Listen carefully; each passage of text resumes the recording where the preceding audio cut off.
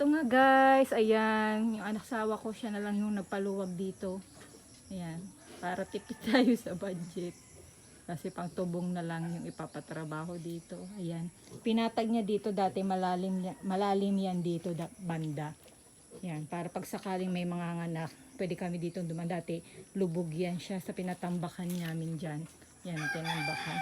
Tapos yan, paluluwagin to para pag magpatayo ulit ng ganito nasa baboy. Dito naman malapit.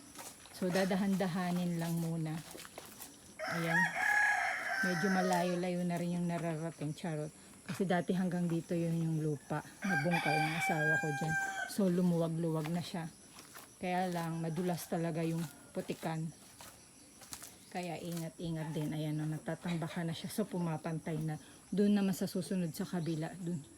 Kasi pababa din yun doon banda. Dito papatagin niya siya para maging maganda. Ayan. Ayan dito banda. Doon din nilagyan din niya ng lupa doon. Kasi palalim dyan.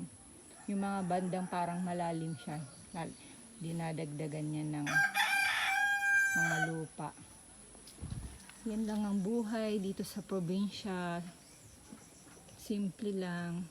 Yung sasabihin na mayaman ka, hindi po. Lahat pinaghihirapan para pagka magkaroon ng pera.